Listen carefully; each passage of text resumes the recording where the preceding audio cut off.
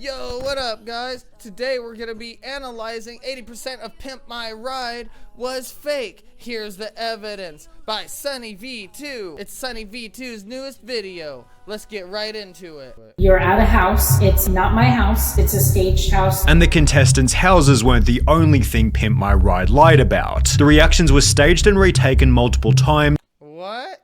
Already? I don't know what the hell they're talking about. Did they pimp the houses too? And am I allowed to say pimp on YouTube? I think I am, because this guy does. Alright, well, did they pimp the fucking houses too? This is about Pimp My fucking Ride. What the hell?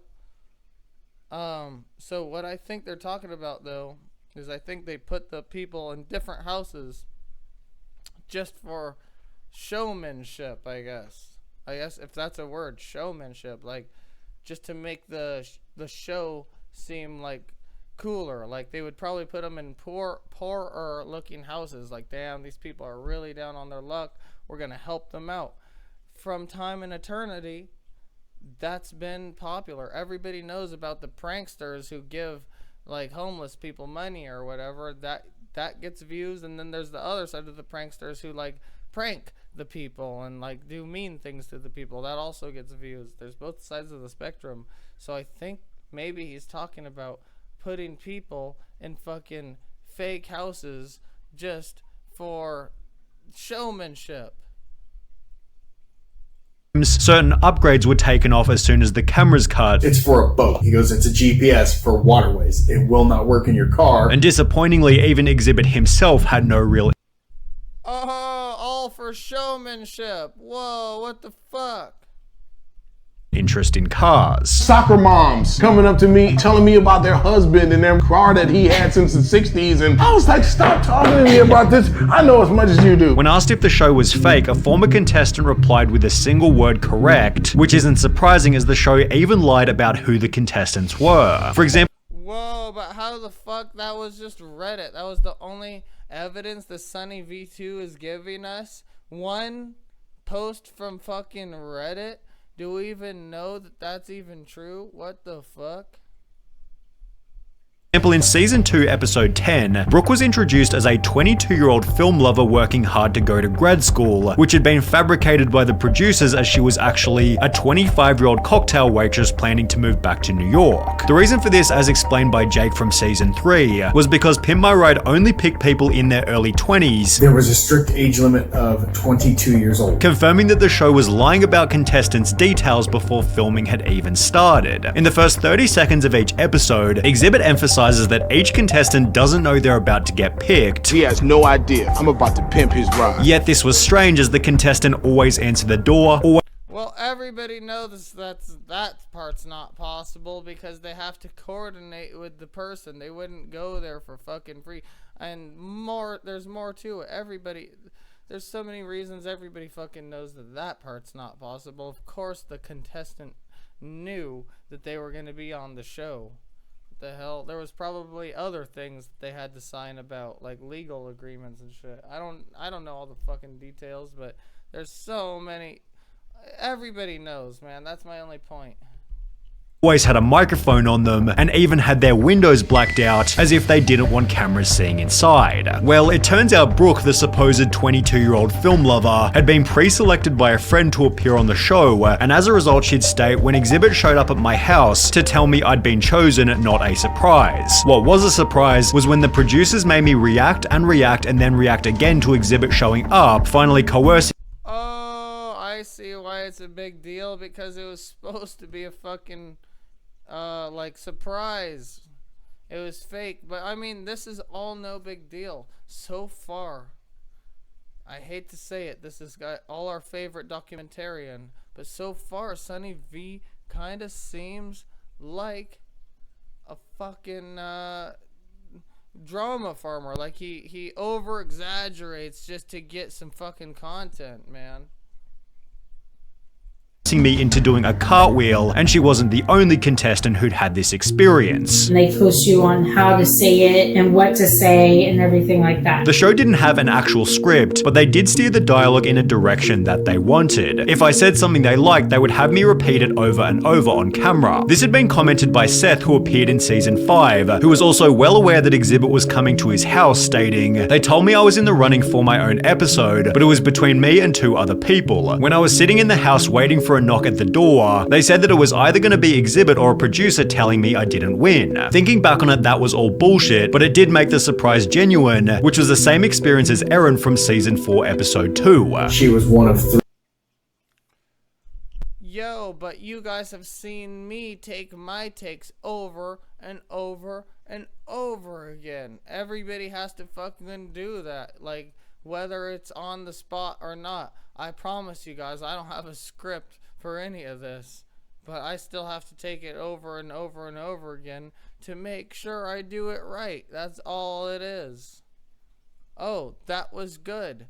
You did good. Make sure our cameramans do it fucking right. You get on the ball, you cameramans. In order for the cameramans to do it right, they need the person to do it over and over and over again to make sure they can keep their fucking job. It's that simple. I don't know what else to say about that. That's ridiculous. 3 contestants. One of them would be chosen. Someone came and knocked at the door. If it was Exhibit, they won. Each contestant was at least somewhat aware that they'd be getting a knock on the door because, well, the homes they were in were actually owned by Pimp My Ride. Oh, now they weren't aware. Because it could have been the producer that says no. So it's even more real than SunnyV made it seem to be at the beginning, to make people like want to keep watching in 1 minute. That's very perfect. That's what you need to do to fake it to make it. I'm glad we're watching this shit. You need to fucking over dramatize shit and do this type of thing.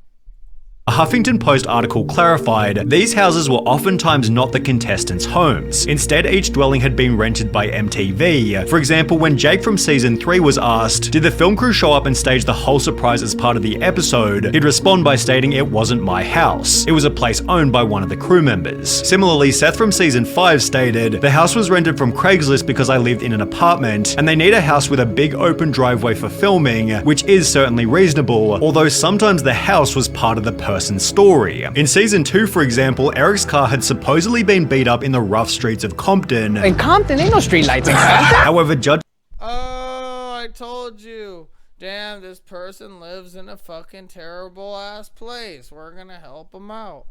Fuck yeah, I told you guys, man. Judging from a quick look at Google Maps, it seems the episode was filmed in a much nicer neighborhood. So if Eric's story was inconsistent and Brooke's story from earlier was downright fabricated, Oh, but I got it twisted. They didn't want to film in fucking Compton, but he actually was from Compton. Damn, I got it twisted around though. then who else's stories were exaggerated for the sake of the show? Well, it seems pretty much all of them. In season 3, Jake's Buick had been bought from his grandma who smoked, and as a result the show threw an extra few dozen cigarette butts in the car to make her just look like a totally disgusting person. On top of this, the show interviewed Jake's girlfriend toward the start of the episode, yet MTV apparently questioned me having a girlfriend and suggested I dump her because it was better for my desperate dude with a shit car image. A producer later responded by stating, why would we want a kid to break up with his girlfriend? How would that have helped the show? So while Jake's claim about his girlfriend was somewhat questionable, the cigarette story was confirmed by Seth, who had a similar experience. I know I'm fat, but they went the extra. Yo, let me know below in comments what you guys think about when you see really pretty women driving a fucking shitty car. Does it almost make you more attracted to them? Or are you not attracted by that? Let me know in comments what you think about women driving their own really shitty car. I personally feel like it kind of makes them look like they're their own independent person. Because that shitty car probably means they got given it. Somebody gave it to them, right? Or and then they're just like working towards their goals still, and they're fucking young or some shit. I don't know, like fucking just past college, and that was their car from college, and now they're on a mission to fucking go to their corporate job, and then they have this shitty little car. You know, I even think it's cute when dudes in fucking ties drive around in their shitty fucking car, and you can tell they're kind of like Saul Goodman, like a lawyer, and they just passed fucking school, bro. Like shit, bro. You know what I mean? Like yeah, that, like, let me know in comments what you think about people driving in shitty cars. Are they like just like, did they not make it, or are they like trying to make it? Like, what do you think about that? Because I always look at those people like, look at that person in their shitty car. They're fucking independent. They're out here fucking hustling. They're driving around for a reason, bro. They're like not always with their friends, you know what I mean? Shit, bro. Like, I kind of look up to people in shitty cars. Let me know in comments below what you think. Extra mile to make me look extra fat by telling the world that I kept candy all over my seat and floor just in case I got hungry. However, it seems the fakest story was Justin's in season 6. His front bumper had supposedly fallen off in a car crash. Here is the result of a 3-car pileup right here. Although according to a 2010 tweet, my friend Justin was on Pimp My Ride. On TV, he said his RAV4 was involved in a 3-car crash. No, it wasn't. Dude beat his car up with a bat. The same user then clarified, what he told me was that MTV suggested to him that he and his friend should do more damage to the car, which was confirmed by Justin himself, who'd add, yes, they removed my front bumper, used aircraft remover, and enhanced the dent on the side of my car. Whilst Well, who fucking cares if he got a whole new setup for his car? Jesus, let them remove the bumper. They're gonna do it anyway to give him a new bumper. Jesus, dude. This guy, SunnyV, man. Introducing the episode, Justin stated, One of my crazy ex-girlfriends actually threw nail polish on my hood. although when he was asked why are all your ex-girlfriends so angry, Justin revealed it was just something I made up, while Erin from season 4 was also encouraged to make her car look bad. They asked to See the way this guy says it with his voice and everything, dude? The inflection in his voice, dude, causes you to believe it's like serious drama. I hope you guys aren't buying into this, dude. It's not serious drama. I just made it up for the show. What if he just said it like that? Yeah, I just made it up for the show. Fuck you. Then what, bitch? It would be, if fucking SunnyV said it like that, it would sound much different. You don't know how he's gonna type that sentence. leave trash in the car. We went to In-N-Out, and so they told me to leave it in the cup holder, so I did. It seems the only real part of the show's intro was Exhibit's improvised dialogue, because it wasn't scripted. I could say whatever I want to say. and when Exhibit drove the car to the shop. Exhibit did actually take the cars and drive them away, with the exception of a few that were too broken down, and then they made it look like he did. Although this segment created even more problems. Most people believe that PMR takes the car and gives it back in like a week or something. That's what I thought was gonna happen too, but in actuality they took my car for roughly 7 months, being a massive inconvenience for some of the show's contestants. And they make it look like they're moving. Yo, dog, your car is fucking broken anyway.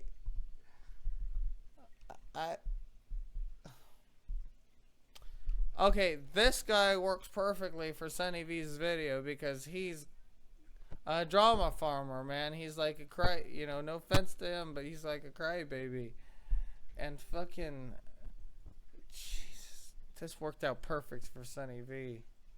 I don't know what else to say about this, man. Yo, if you guys are my fucking viewers, I hope you don't buy into this shit. Fake! I mean, real, but like, it's fake in a way that I can't explain, bruh. If you just were content creators, guys, just try to make content for like a year and you'll fucking see what I mean.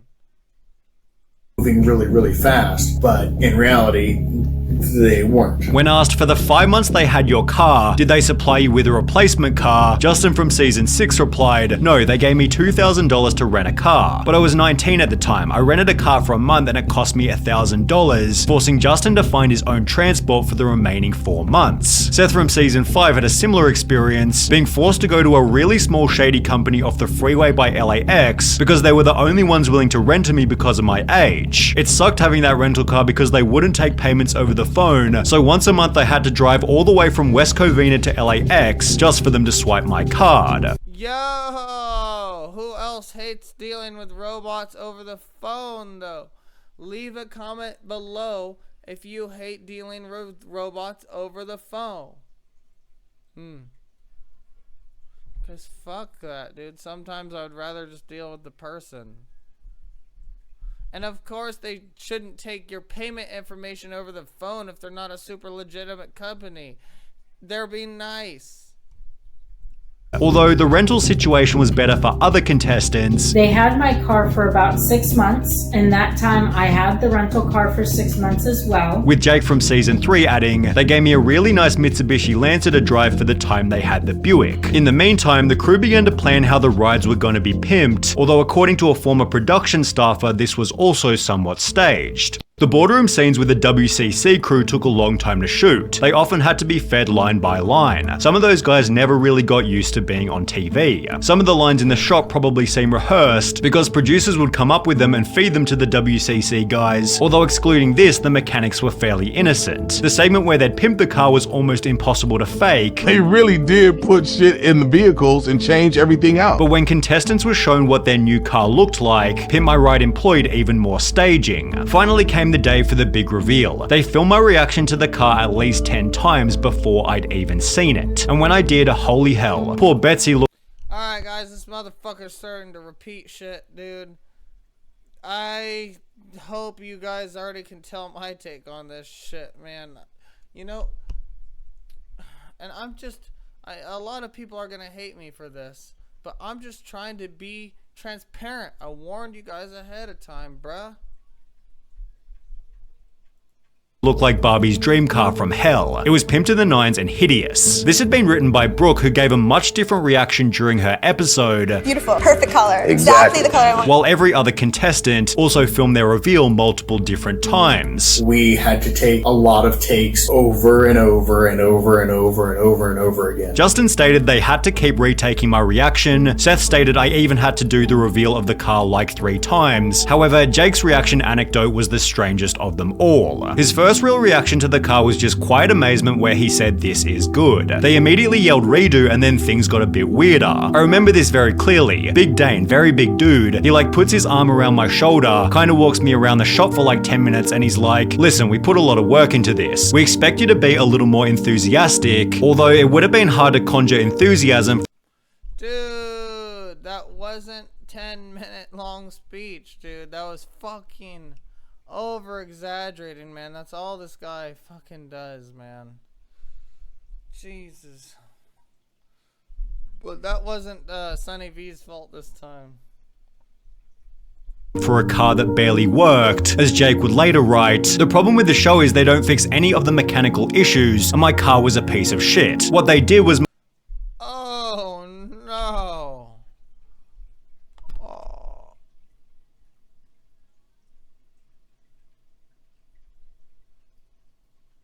Too bad this is gonna be a bad thumbnail part though.